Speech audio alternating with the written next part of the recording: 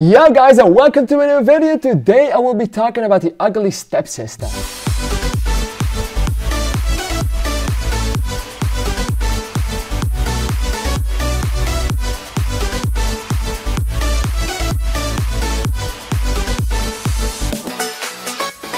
Alright, so The Ugly Stepsister is a movie of which I did not even know its existence until someone on my Discord server pointed this movie's existence out to me and recommended me to watch it.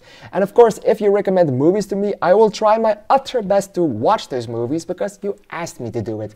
So, by the way, if you have some movie suggestions for me from movies that are from this year that I haven't reviewed yet, leave them in the comments down below and I will definitely be watching them and I will definitely be reviewing them for you. But The Ugly Stepsister, I read something about it and it felt like some kind of dark, twisted version of Cinderella, but then from the viewpoint of the Ugly Stepsister, or from the stepsister that was a bit of a bitch in Cinderella.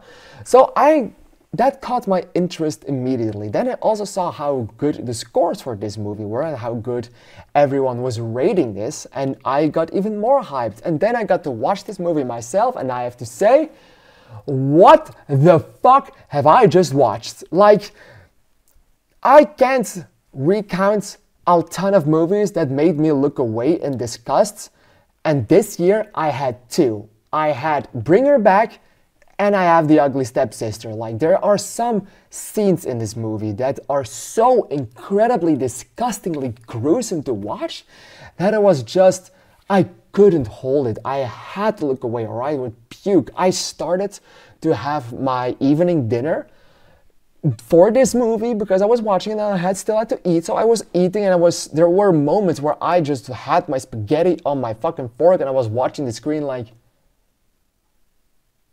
and holy moly, this movie is incredible. Like, it's a Polish movie, and I'm always a little bit more lovable for movies that are made from other countries, movies that aren't spoken in English. And I always will love those a little bit more because it feels more special. And this one definitely is the art house version, the art house gruesome, gritty version of Cinderella, what I just told you about. And it's incredible in every single way. Like, the way Elvira portrays Elvira sets her character is insane to watch. You feel sorry for her in some capacity, but during the movie and during the course of it, and during how far she can actually go or wants to go for these things, it's actually, you get scared of her and you feel sad and you feel sorry for her. Another thing this movie also perfectly does is making you feel in the head of the stepsister and even of the mother a little bit, because whenever Cinderella comes on screen, in the end of the movie, you definitely feel sorry for Cinderella, but you know what happens to her, so you know what to expect with that, and you kind of root for Cinderella in the end because of how completely unhinged Elvira got.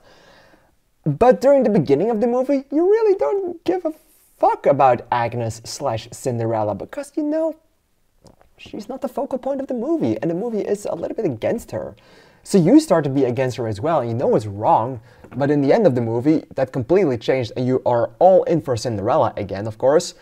But you know, in the beginning of the movie, you were rooting for Elvira instead of Cinderella, which is crazy, which is awesome, and even though it's an adaptation from the viewpoint of Elvira, it's still Cinderella's story. It's still the story we all know and love from Cinderella. So having that from the viewpoint of Elvira and factually rooting for her is incredible writing.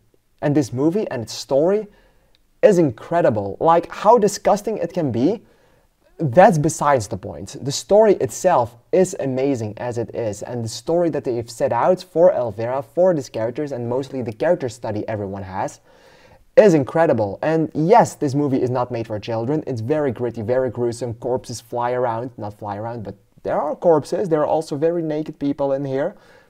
Just saying. Just for you to prepare for it. But it's so incredibly interesting and so incredibly well made that I genuinely couldn't I couldn't put my eyes from the screen. Like, there are some bad movies that I have recently watched, and during those bad movies, I tend to see after 30 minutes, like, okay, this movie is complete dog shit, let me build some Legos while I watch this movie. I actually got some Legos for this movie as well. I just put it right next to me in case that this movie came out to be boring and I could watch something to make the time go faster. I haven't watched that box since I watched this movie. I haven't watched this box since the beginning because, oh my god, this movie caught my interest and it kept my interest. And even though I was looking away, I wasn't looking away like, oh my god, I can't see this. I was looking away like, what the fuck? Like, there are some disturbing scenes, and during the third act of this movie, they get worse and worse and worse and worse and more frequent as well. There is a scene that involves some sort of chopping knife. That's gruesome, but if you think that's the most gruesome thing, you aren't prepared for what comes after, because there is one thing involving a very, very, very, very long thing that absolutely disgusted me to the bone. And I love the movie for making me feel that.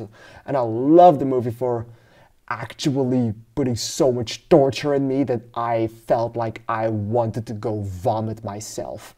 That was incredible. I deeply love The Ugly Stepsister. It's a very, very, very good movie, and if you haven't seen it, I would totally recommend you watching it.